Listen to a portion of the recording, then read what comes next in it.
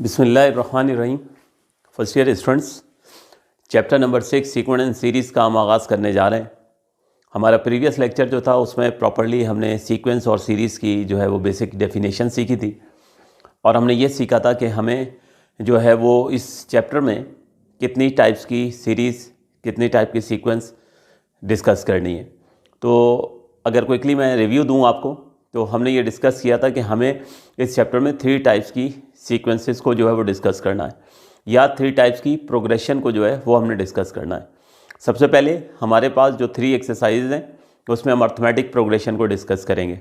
उसके बाद हमारे पास 4 एक्सरसाइजेज ज्योमेट्रिक प्रोग्रेशन की हैं और लास्ट वन फिर हमने हार्मोनिक प्रोग्रेशन को डिस्कस करना है। देखिए, हर प्रोग्रेशन की, हर सीक्वेंस की अपनी जो है एक पहचान है। ज़रूरी नहीं है कि आपको जो प्रॉपरली मैंने डेफिनेशन लिखवाई थी वो आपको मेमोराइज होनी चाहिए, बल्कि आपको सिर्फ पहचान होना काफ़ी है, क्योंकि ये कोई डेफिनेशन जो है वो लिखने के लिए एग्ज़ाम में नहीं आने वाली है। तो अर्थमेटिक प्रोग्रेशन को अगर मैं दोबारा से एक दफ़ा को एक रिव्यू दूं, तो ऐसे तमाम सीक्वेंसेस या ऐसी तमाम सीरीज़ कि जिसमें पूरी सीरीज़ के अंदर जो है वो सेम डिफरेंस हो कंसेक्यूटिव टर्म्स के दरमियान, वो अर्थमेटिक प्रोग्रेशन होती हैं। ठीक है, आसान अल्फाज में बस हम यही कह दिया करेंगे कि डिफरेंस सेम हो। ठीक है, यानी कंसेक्यूटिव, अब ये अंडरस्टूड है कि वो जो डिफरेंस लिया जाएगा वो हमेशा कंसेक्यूटिव टर्म्स के दरमियान डिफरेंस लिया जाएगा। तो किसी भी प्रोग्रेशन में अगर कंसेक्यूटिव टर्म्स के दरमियान डिफरेंस सेम होगा तो अर्थमेटिक प्रोग्रेशन होगी। पहचान इसलिए ज़रूरी है कि फिर उसके रिस्पेक्टिव फार्मूलाज जो हैं वो हमने इस्तेमाल करके प्रॉब्लम को सॉल्व करना होगा। मिसाल के तौर पे हमारे सामने कोई सीक्वेंस आ जाती है और हम देखते हैं कि उस सीक्वेंस में डिफरेंस सेम नहीं है, इसका मतलब वो अर्थमेटिक प्रोग्रेशन नहीं है। तो फिर उसका जो NH टर्म का फार्मूला हमने डिस्कस किया था, ऑब्वियसली वो हमारे काम नहीं आने वाला है। फिर हम जो पहचान हम सीखेंगे ज्योमेट्रिक प्रोग्रेशन की, वो हम इम्प्लीमेंट करके देखेंगे। अगर उस पहचान के ऊपर वो सीक्वेंस पूरा उतर जाता है तो इसका मतलब क्या हुआ कि वो ज्योमेट्रिक प्रोग्रेशन होगी, तो फिर उसका रिस्पेक्टिव फार्मूला इस्तेमाल करेंगे। इसी तरह से हार्मोनिक प्रोग्रेशन के हवाले से तो ज्योमेट्रिक प्रोग्रेशन की और हार्मोनिक प्रोग्रेशन की क्या पहचान है, वो तो इंशाल्लाह हम जब उन एक्सरसाइजेस का आगाज़ करेंगे, उन प्रोग्रेशन को पढ़ना सीखेंगे, तो उस वक्त जो है फिर हम पहचान भी सीखेंगे। तो फिलहाल आज से हम एक्सरसाइज का जो है आगाज़ कर रहे हैं। एक्सरसाइज है हमारे पास 6.1 जो आज हम डिस्कस करेंगे। एक्सरसाइज 6.1 में क्वेश्चन नंबर 1 और क्वेश्चन नंबर 2 जो है ये तो इंट्रोडक्शन है, तो इसकी अब ज़रूरत नहीं है, मैं आपको प्रीवियस लेक्चर में वैसे ही इंट्रोडक्शन दे चुका हूँ। तो प्रॉपर्ली हम वर्किंग का जो आगाज़ करेंगे एक्सरसाइज 6.1 में क्वेश्चन नंबर 3 से करेंगे। तो क्वेश्चन नंबर 3 हमारे पास जो है सबसे पहले ये है कि find the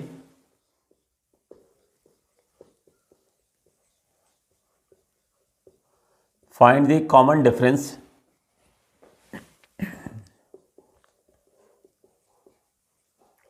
find the common difference and the indicated term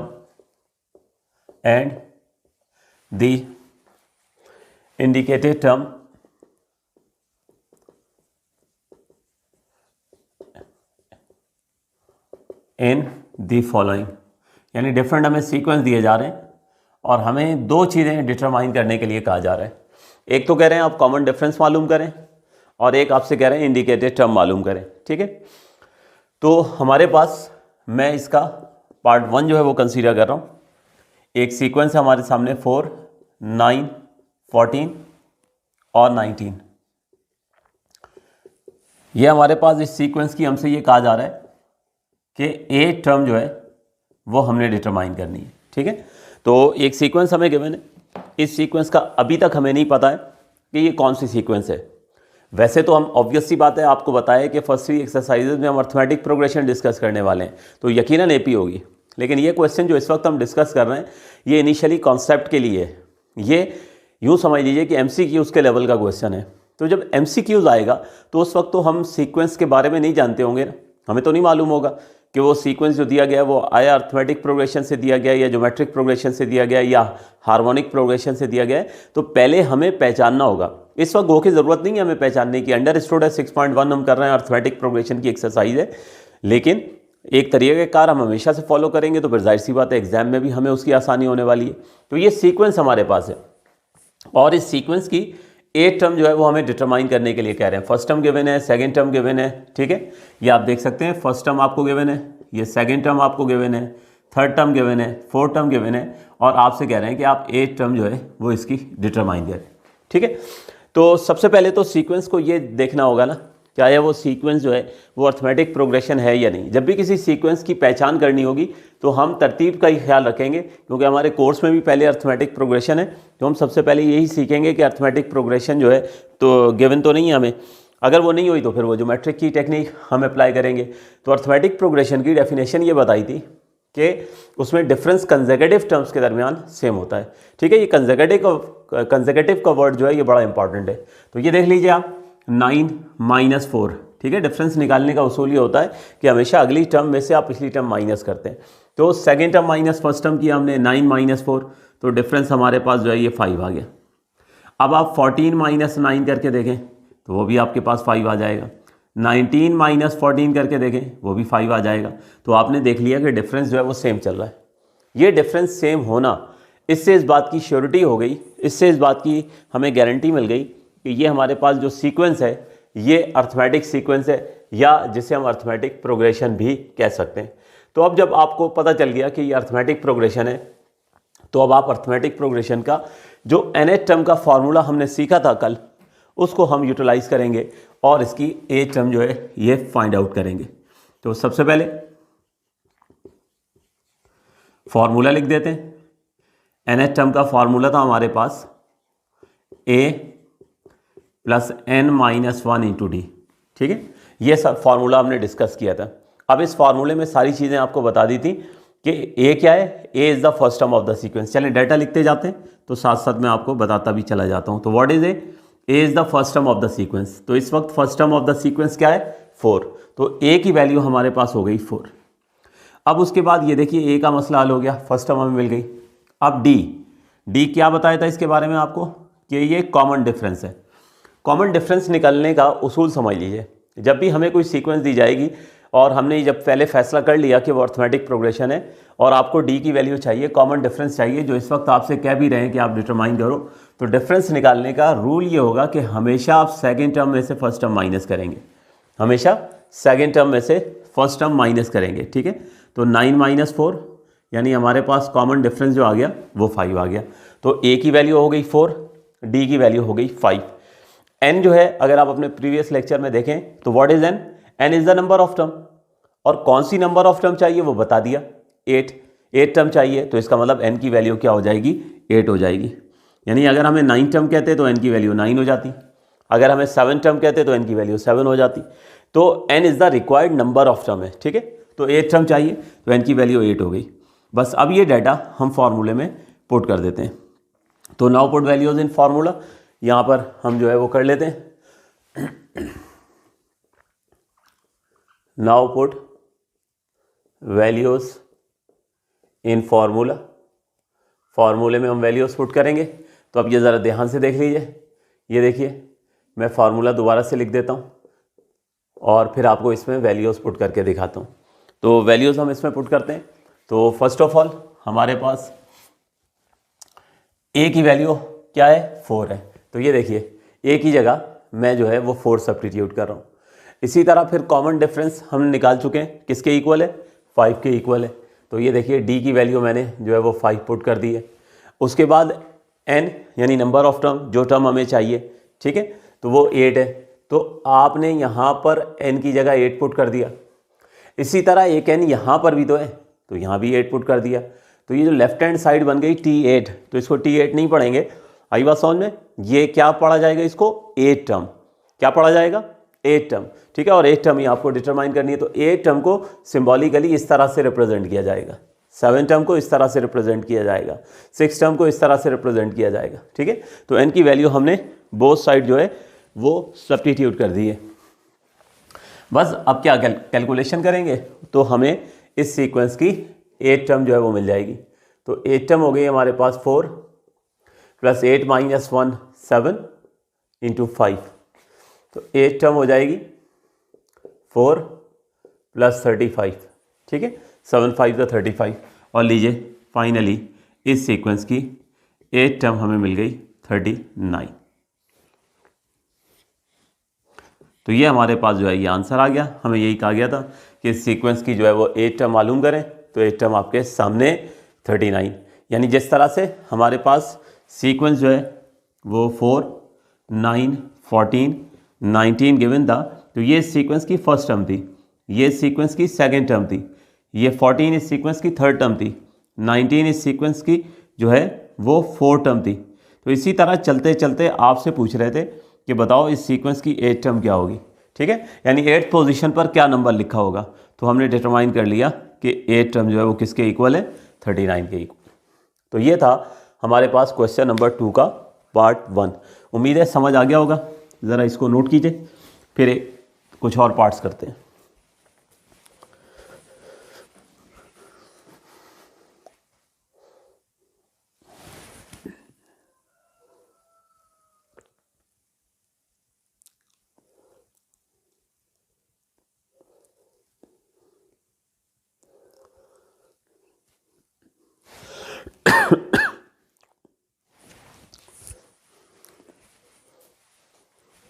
जी, तो मज़ीद आगे बढ़ते हैं और सेकंड पार्ट हम डिस्कस करते हैं। बहुत तवज्जो से इसको समझ लीजिए, ध्यान से समझ लीजिए, ताकि फिर आपको जो है ये फार्मूला अवेयरनेस है, क्योंकि फिर इसको जो है फार्मूलाज को हमने जो है वो अप्लाई करना होगा आगे पूरी फर्दर एक्सरसाइजेज में। और याद रखिएगा ये अर्थमेटिक प्रोग्रेशन आप पढ़ रहे हैं, अर्थमेटिक प्रोग्रेशन को अगर आप बहुत अच्छे से समझ लेते हो तो फिर आपके लिए इस सीक्वेंस सीरीज़ का पूरा चैप्टर जो है वो आसान हो जाएगा, क्योंकि उसमें फिर ज्योमेट्रिक प्रोग्रेशन में सिर्फ फार्मूलाज चेंज होंगे। मैं सेकंड पार्ट कंसीडर कर रहा हूँ। 10, 8, 6, 4 और इस सीक्वेंस की हमें 10th टर्म मालूम करनी है। इस सीक्वेंस की हमें 10th टर्म मालूम करनी है। तो आगाज़ करते हैं। सीक्वेंस की फर्स्ट टर्म गिवन है, सेकंड गिवन है, थर्ड टर्म गिवन है, फोर्थ टर्म गिवन है और 10th टर्म यानी 10वीं पोजीशन पर जो है ना क्या नंबर लिखा होगा ये हमने मालूम करना है। तो किसी भी अर्थमेटिक प्रोग्रेशन में अगर आप कोई स्पेसिफिक टर्म मालूम करना चाहते हो तो nth टर्म का फार्मूला ये होता है a+n-1 इंटू डी। लेकिन ये याद रहे कि ये फार्मूला अर्थमेटिक प्रोग्रेशन के लिए, यानी पहले आपको ये श्योरिटी होनी चाहिए कि वो जो आपको सीक्वेंस गिवन है, वो जो आपको प्रोग्रेशन गिवन है वो अर्थमेटिक प्रोग्रेशन है। तो अर्थमेटिक प्रोग्रेशन की फिर डेफिनेशन पता होनी चाहिए कि डेफिनेशन क्या है कि डिफरेंस सेम होना चाहिए। तो ये देखिए डिफरेंस निकाल लेते हैं। Second term minus first term, यही रूल आपको बताया। तो 8 - 10 -2 के बराबर हो गया। फिर 6 - 8 -2 के बराबर हो गया। 4 - 6 -2 के बराबर हो गया। तो डिफरेंस तो हमने देख लिया कि सेम है, जिससे ये श्योरिटी हासिल कर ली हमने कि ये अर्थमेटिक प्रोग्रेशन है। तो अर्थमेटिक प्रोग्रेशन का nth टर्म का फार्मूला है हमारे पास a+n-1 इंटू डी। तो अब डाटा यहाँ मेंशन करते हैं और फिर सब्स्टिट्यूट करके हम आंसर जो है वो कैलकुलेट करते हैं। तो what is A is the first term of the sequence, ठीक है। सीक्वेंस की फर्स्ट टर्म को हम ए कहते हैं या सीक्वेंस की फर्स्ट टर्म को ए से रिप्रेजेंट करते हैं। तो उसकी वैल्यू हमारे पास हो गई 10। फिर होता है कॉमन डिफरेंस। कॉमन डिफरेंस हमेशा रूल याद रखिए कि जब भी किसी प्रोग्रेशन में हम कॉमन डिफरेंस निकालने जाएंगे तो उसका रूल ये होगा कि second term minus first term होगी। हमेशा सेकेंड टर्म में से फर्स्ट टर्म माइनस करेंगे, यानी 8 - 10 होगा। तो ये हमारे पास हो गया -2। अब इस सीक्वेंस में कौन सी टर्म मालूम करनी है तो हमें गिवन है, यानी नंबर ऑफ टर्म हमें गिवन है जो हमें हमारी रिक्वायरमेंट है। तो n की वैल्यू हो गई हमारे पास 10। तो ये सारा डाटा हमारे पास आ चुका है। अब हमने क्या करना है कि बस ये डाटा जो है ये हम फार्मूले में जो है ये पुट करते हैं, ठीक है।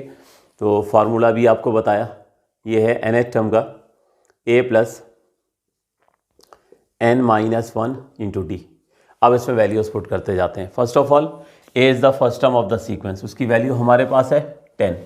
तो a की जगह हमने 10 जो है वो पुट कर दिया।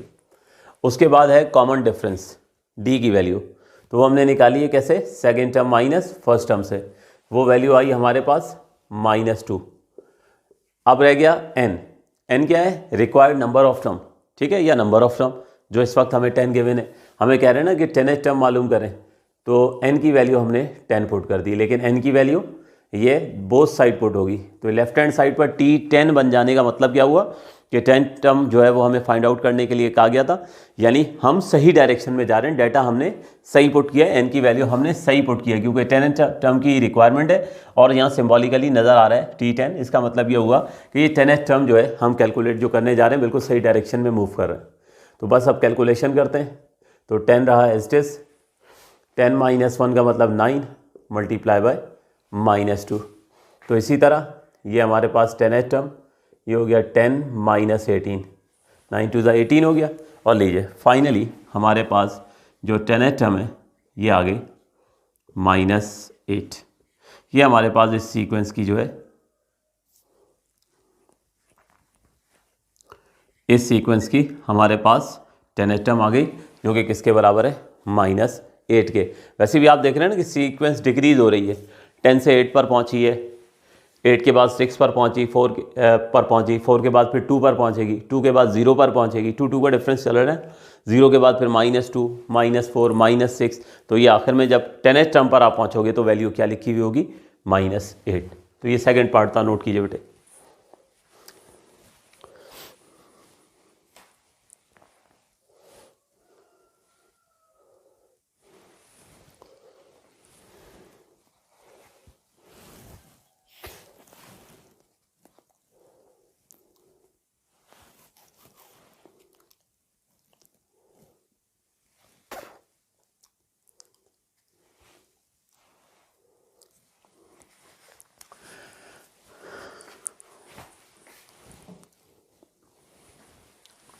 जी, इसमें एक पार्ट और बस डिस्कस कर लेते हैं, फिर उम्मीद है कि आपको प्रॉपरली जो है वो आइडिया जो है वो हो जाएगा।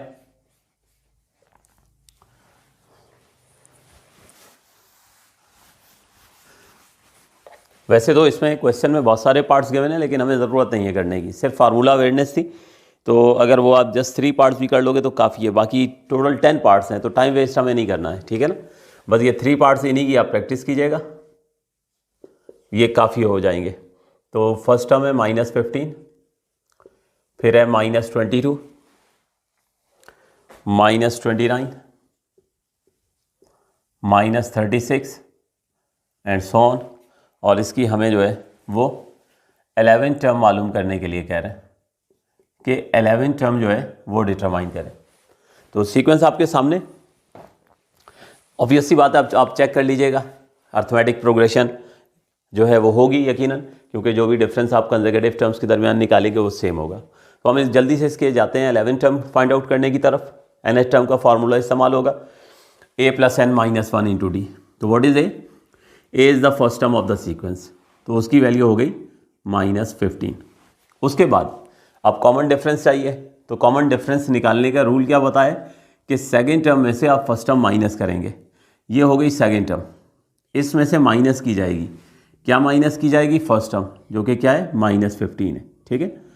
तो अब ये कैलकुलेशन अगर करें हम तो ये हो जाएगा -22 + 15, और -22 + 15 का मतलब ये हुआ कि ये क्या हो गया हमारे पास, -7 के बराबर हो गया, ठीक है। सेकेंड टर्म में से फर्स्ट टर्म माइनस करनी है, -22 में से माइनस होगा -15, तो ये माइनस माइनस प्लस चुके हो जाना है, तो -22 + 15 विल बी इक्वल्स टू -7। और कौन सी नंबर ऑफ टर्म चाहिए, 11, तो n की वैल्यू जो है वो 11 हो जाए। तो बस अब ये डाटा जो है ये हम फॉर्मूले में जो है वो पुट करते हैं। Now put values in formula. तो देयरफॉर nth टर्म हमारे पास है a + n - 1 × d। इसमें डाटा जो है वो पुट कर देते हैं। तो फर्स्ट ऑफ ऑल ये देखिए a की वैल्यू हमारे पास जो है क्या पुट करनी है हमें, यहाँ पे -15, d की वैल्यू हमें पुट करनी है -7, n की वैल्यू हमें पुट करनी है 11, ठीक है, और इधर भी n की वैल्यू 11। तो इस तरह से हमें जो है कैलकुलेशन आप करेंगे तो 11 टर्म जो है वो मिल जाएगी। कीजिए, कंप्लीट कीजिए।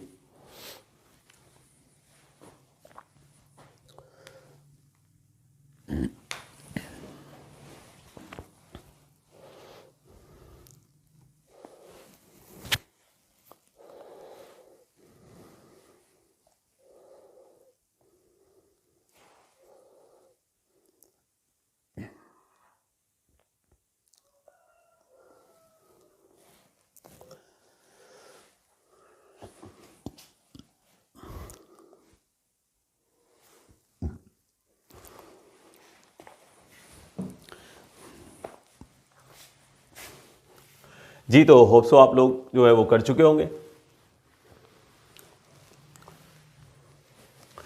इसमें हमारे पास जो है वो क्वेश्चन नंबर 4 है। क्वेश्चन नंबर 4 कैंसिल कर दें, इसकी ज़रूरत नहीं है।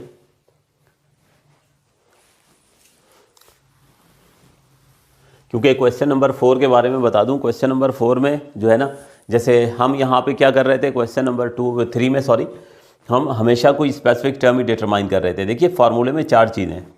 फर्स्ट टर्म है, फार्मूले में 4 चीज़ें हैं। फर्स्ट टर्म है, कॉमन डिफरेंस है, नंबर ऑफ टर्म है और nth टर्म है। तो ऐसा हो सकता है ना हमेशा कि हमारे पास ज़रूरी नहीं है हमें कोई स्पेसिफिक टर्म ही डिटरमाइन करनी हो। सारा डाटा दे दें और आपसे कहें कि फर्स्ट टर्म डिटरमाइन करो, आप कर सकते हो। आपको सारा डाटा दे दें और कहें कॉमन डिफरेंस निकालो, आप डिटरमाइन कर सकते हो। आपको सारा डाटा दे दें और आपको कह दें कि n की वैल्यू मालूम करो। तो क्वेश्चन नंबर 4 में ऐसा ही है, ठीक है। आउट ऑफ 4 वेरिएबल्स कोई एक वेरिएबल अननोन छोड़ दिया गया और आपसे कहा गया कि आप डिटरमाइन करें, ठीक है। करना चाहें कर लीजिएगा। तो बाहर प्रैक्टिस के लिए कर लेंगे तो अच्छा हो जाएगा। हम आगे बढ़ते हैं और जाते हैं क्वेश्चन नंबर 5 की तरफ। क्वेश्चन नंबर 5, क्वेश्चन नंबर 5 है,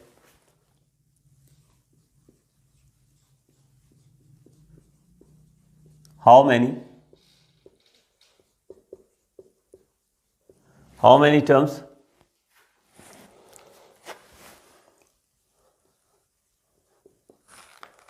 are there in the AP? 2/3, 1/2, 1/3,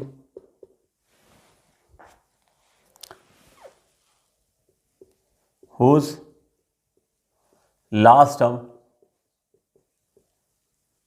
is -17/6।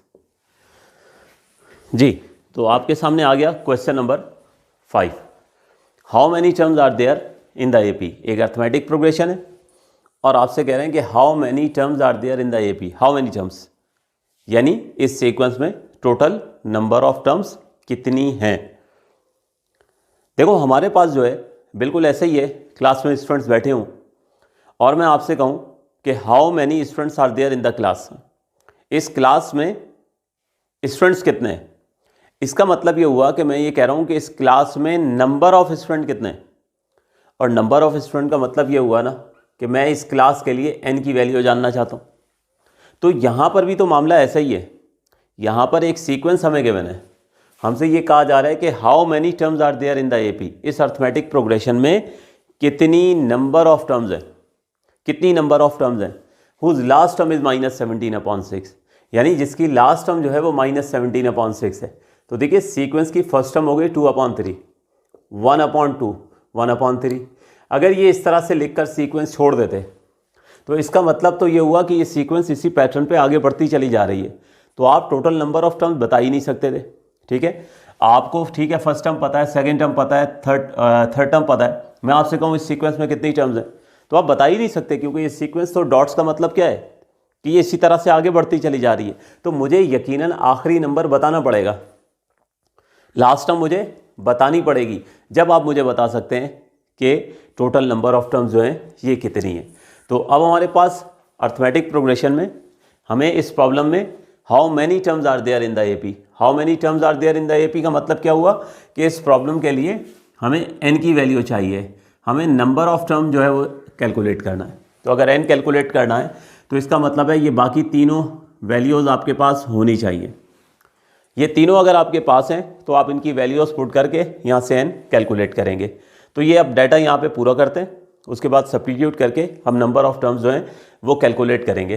तो first of all A is the first term of the sequence, जो प्रॉपर्ली हमें नज़र आ रहा है कि वो 2/3 के बराबर है, ठीक है। ये हो गया 2/3। उसके बाद लीजिए ए का मसला हल हो गया। अब चाहिए कॉमन डिफरेंस। तो कॉमन डिफरेंस के लिए जो रूल बताया वो तो वही है ना, हमेशा किसी भी अर्थमेटिक प्रोग्रेशन में जब भी आप कॉमन डिफरेंस आपको चाहिए होगा तो second term minus first term है, second term minus first term. Second term है 1/2, फर्स्ट टर्म है 2/3। अब इसकी कैलकुलेशन होगी, ठीक है। तो इसकी कैलकुलेशन यहीं बता देता हूँ, वहाँ फिर ज़्यादा स्पेस नहीं मिल सकेगी। तो 2 और 3 फ्रैक्शन है हमारे पास, डिनोमिनेटर है, तो एलसीएम हुआ 6, 2 3 ज़ा 6 और 6 1 ज़ा 6, सॉरी जब 2 3 ज़ा 6 होगा तो 3 को जाके 1 से मल्टीप्लाई करना है, ठीक है, ये हो गया। उसके बाद माइनस की साइन आई, 3 2 ज़ा 6, 2 को आप 2 से मल्टीप्लाई करेंगे तो 4 हो जाएगा, तो कॉमन डिफरेंस आ जाएगा -1/6, ठीक है।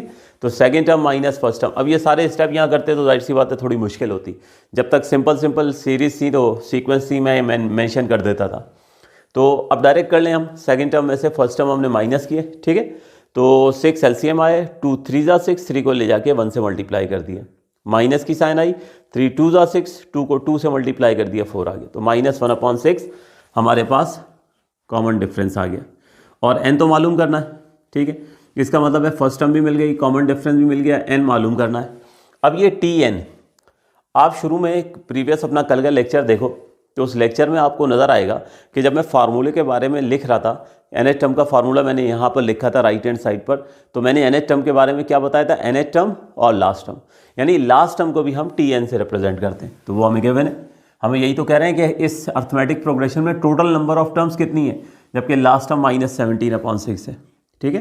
तो लास्ट टर्म को हम nth टर्म से रिप्रेजेंट करते हैं, या आसान अल्फाज में कह लें tn से रिप्रेजेंट करते हैं, ठीक है। वैसे tn नहीं पढ़ते, इसको nth टर्म पढ़ते हैं। तो अब ये देखें, तीनों आपके पास नॉन वैल्यूज़ हैं सिवाय n के, पुट करेंगे और हमें यहाँ से जो है वो n की वैल्यू मिल जाएगी।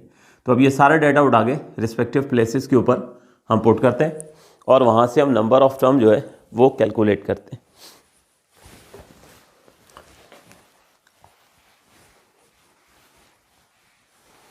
तो now put values in formula, in values को हम फॉर्मूले में पुट करेंगे।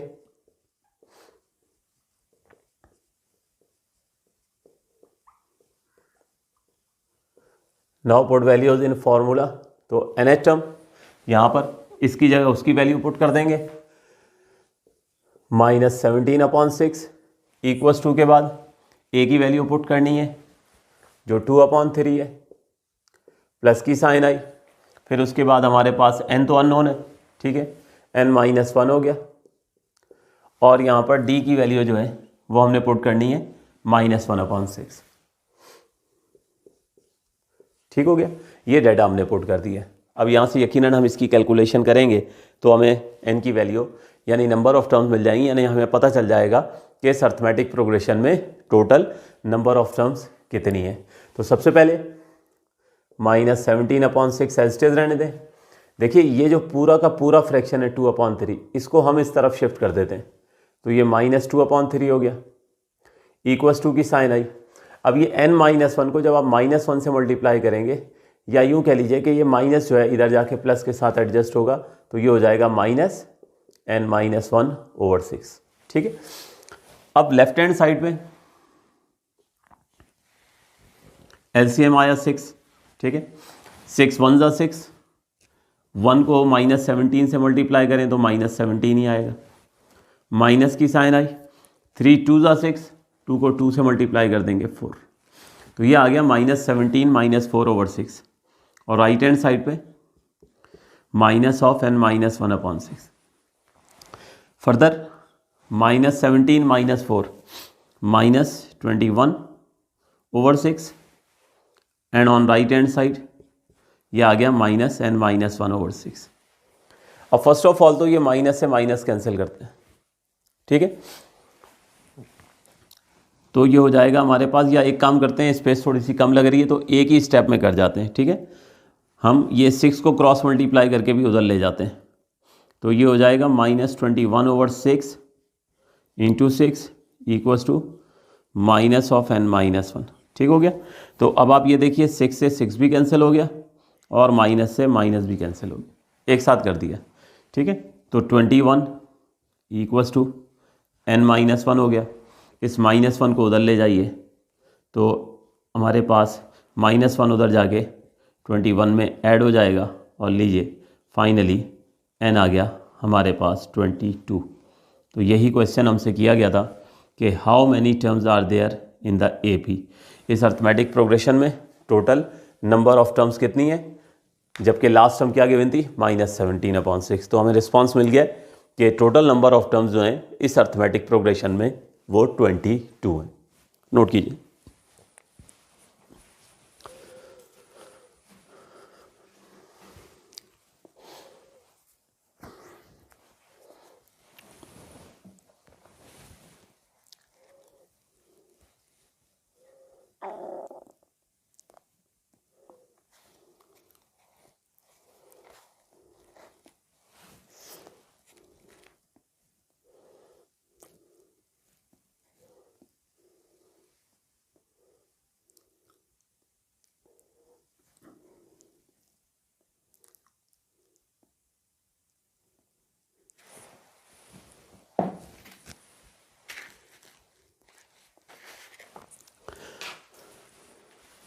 क्वेश्चन नंबर 6,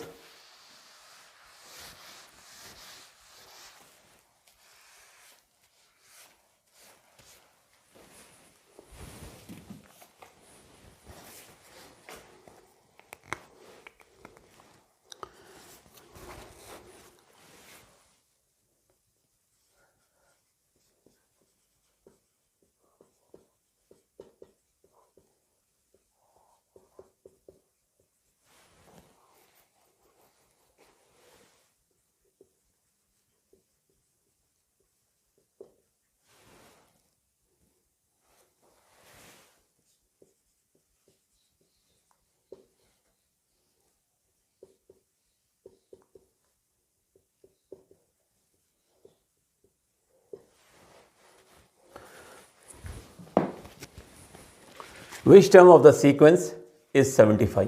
ठीक है, ये हमारे पास जो है एक सीक्वेंस हमें गिवन है और इसका ये पहला पार्ट जो है, पहला पार्ट वो है 75। यानी एक सीक्वेंस हमें गिवन है और हमसे ये कहा जा रहा है कि बताइए 75 इस सीक्वेंस की कौन सी टर्म है। कौन सी टर्म इससे मुराद कौन सी नंबर ऑफ टर्म है।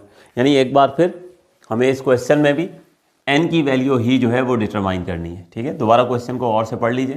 देखिए सीक्वेंस सीरीज में ये सारे हमारे पास वर्ड प्रॉब्लम्स हैं, तो जब तक आप क्वेश्चन को खुद से नहीं पढ़ेंगे और वहाँ से डाटा जो है आप जो है वो एक्सट्रैक्ट करने की पोजीशन में नहीं होंगे, उस वक्त तक ये चैप्टर आपको समझ में नहीं आएगा और मुश्किल लगेगा। तो देखिए हमारे पास सीक्वेंस जो है -3, 3, 9, 15। मैं आपसे कहूँ कि 3 इस सीक्वेंस की कौन सी टर्म है, तो आप बड़ा क्लियरली कह देंगे कि सर 3 जो है इस सीक्वेंस की सेकंड टर्म है। मैं कहूँ कि आप मुझे बताइए कि 9 इस सीक्वेंस की कौन सी टर्म है, तो आप कह देंगे थर्ड टर्म है। मैं कहूँ कि 15 इस सीक्वेंस की कौन सी टर्म है, तो आप कह दोगे फोर्थ टर्म है। तो आपसे यही पूछ रहे हैं कि इस सीक्वेंस में अगर इसी तरह से हम आगे बढ़ते चले जाएं तो 75 इस सीक्वेंस की कौन सी टर्म होगी। आई बात समझ में। तो हमारे पास जो है कौन सी टर्म होगी, इससे मुराद ये कि कौन सी नंबर ऑफ टर्म होगी। और कौन सी नंबर ऑफ टर्म का मतलब ये हुआ कि हमें इस प्रॉब्लम के लिए n की वैल्यू जो है वो कैलकुलेट करनी है। ठीक है, तो which term of the sequence is 75। 75 इस सीक्वेंस की कौन सी टर्म है, तो इसकी ट्रांसलेशन क्या बनती है कि 75 इस सीक्वेंस की कौन सी नंबर ऑफ टर्म है। यानी इस प्रॉब्लम के लिए भी हमें n की वैल्यू जो है वो मालूम करनी है, जस्ट लाइक प्रीवियस क्वेश्चन। तो nth टर्म का फॉर्मूला आपके सामने a + n - 1 × d। अब इसमें जो डाटा है कलेक्ट करते हैं, पुट करते हैं और आंसर तक पहुंचे थे। तो a is the first term of the sequence. ठीक है, उसकी वैल्यू तो हो गई -3। d is the common difference. Rule क्या बताया था, क्या बताया था rule, second term minus first term, second term minus first term, 3 - -3। ठीक है, कैसे निकालेंगे कॉमन डिफरेंस, 3 - -3, जो 3 + 3 बनेगा, यानी कॉमन डिफरेंस क्या हो जाएगा 6 हो जाएगा। Which term of the sequence is 75। यानी अगर हम चलते चले जाएं तो 75 इस सीक्वेंस की कौन सी टर्म होगी, यानी किस पोजीशन पे हमें 75 मिलेगा। इसका मतलब ये हुआ कि हम जिस सीक्वेंस को डिस्कस कर रहे हैं -3, 3, 9, 15, इसमें 75 पे जाके सीक्वेंस एंड हो रही है, इसके बारे में हम जानना चाहते हैं। तो this 75 is consider to be the last term of the progression. इस 75 को हम इस सीक्वेंस की लास्ट टर्म मान लेंगे और लास्ट टर्म को हम किससे रिप्रेजेंट करते हैं, nth टर्म से, या आसान अल्फाज में कह लें tn से। ठीक है, तो ये हमारे पास डाटा आ चुका है। अब इसमें आप देखें a की वैल्यू भी मिल गई पुट करने के लिए, d की वैल्यू भी मिल गई और nth टर्म भी मिल गई। तो n अननोन है ना, तो एन ही तो मालूम करना था कि which term of the sequence is 75, कि 75 इस सीक्वेंस की कौन सी नंबर ऑफ टर्म है, यानी एन की वैल्यू हम डिटरमाइन करेंगे। तो आप जस्ट कैलकुलेशन कर लेते हैं तो हमें आंसर मिल जाएगा, हमें पता चल जाएगा कि 75 इस सीक्वेंस की कौन सी जो है वो नंबर ऑफ टर्म है। ठीक है, तो nth टर्म की जगह हम पुट करते हैं 75 लेफ्ट हैंड साइड पर, इक्वल्स टू की साइन आई, ए की जगह हमने पुट कर दिया -3, n जो है वो अननोन है, वही तो नंबर ऑफ टर्म मालूम करनी है कि 75 कौन सी नंबर ऑफ टर्म है, तो उसको n ही रहने देंगे, और d जो है वो कॉमन डिफरेंस है, उसकी वैल्यू हो गई 6। तो ये डाटा आ चुका है, पुट करें और n की वैल्यू डिटरमाइन कर लें। तो 75 एज इट इज, 3 को उधर शिफ्ट कर दिया मैंने तो +3 हो गया, ये हमारे पास हो गया n-1 इंटू 6। अगले स्टेप में 75 + 3 78, n-1 इंटू 6। अब आप क्या करें कि 6 को क्रॉस मल्टीप्लाई करके 78 के नीचे ले जाते हैं। ठीक है, तो n-1 जो है यहाँ रखा, 6 जो है वो 78 के नीचे चला गया। अब आप इसमें कैंसलेशन करेंगे तो 6 1 ज़ा 6, 6 3 ज़ा 18। ठीक है, तो ये कैंसिल हुआ, 6 1 ज़ा 6, 1 इधर 18 के पास जाएगा तो 6 3 ज़ा 18। अब इस -1 को भी इधर शिफ्ट कर दें तो ये बनता है 13 + 1, और लीजिए n = 14। तो इसका मतलब ये हुआ कि हमें ये कहा गया था कि 75 इस सीक्वेंस की कौन सी नंबर ऑफ टर्म है, तो आंसर मिल गया कि 75 इस सीक्वेंस की जो है वो कौन सी टर्म है, 14 टर्म है। Which term of the sequence is 75, 75 इस सीक्वेंस की कौन सी नंबर ऑफ टर्म है, तो आंसर है 14। नोट कीजिए।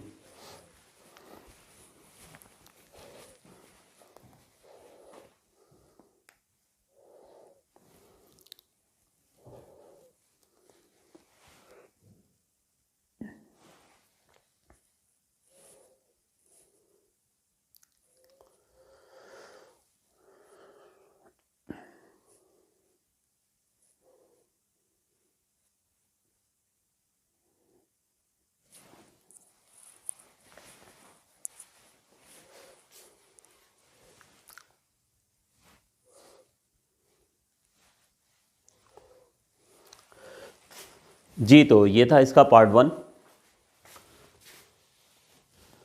इसका पार्ट 2 है 6m-15। 6m-15 इस सीक्वेंस की कौन सी टर्म है। ठीक है, ये 75 जो है जिस तरह से पूछा गया, अब पूछ रहे हैं कि which term of the sequence is 6m-15। ठीक है, तो सिर्फ आपने क्या करना है कि बस 75 की जगह आपने 6m-15 पुट करना है, और पुट करके आपने जो है वो डाटा जो है वो कैलकुलेट कर लेना है। ठीक है, तो कीजिए इसको, बस ये 75 की जगह 6m-15 पुट करेंगे और यहाँ से n की वैल्यू जो है आप कैलकुलेट करेंगे।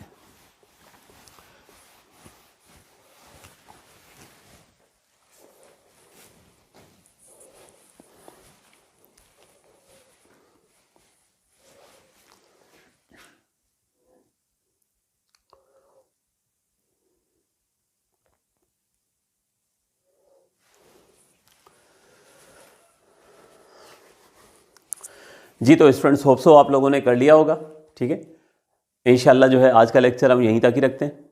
इन क्वेश्चंस की प्रैक्टिस बहुत अच्छे से कर लीजिएगा, क्योंकि ये जितने भी क्वेश्चन हम सीखते जाएंगे ये नॉलेज आपको फिर आगे फर्दर जो है एक्सरसाइज के क्वेश्चन सॉल्व करने में और समझने में, सीखने में आपको हेल्प करेगी। अगर आपने रेगुलर बेसिस के ऊपर स्टडी नहीं की, इन क्वेश्चंस को ना सीखा, तो ये चैप्टर आपके लिए मुश्किल हो जाएगा। लेंदी चैप्टर है, बड़ा चैप्टर है, कंटिन्यूस बेसिस के ऊपर, रेगुलर बेसिस के ऊपर अगर आप स्टडी करेंगे तो चीज़ आसान होती चली जाएगी। तो यहीं तक रखते हैं, इंशाल्लाह फिर नेक्स्ट लेक्चर में हम आगे क्वेश्चंस को जो है प्रोसीड करेंगे। थैंक यू एंड अल्लाह हाफिज़।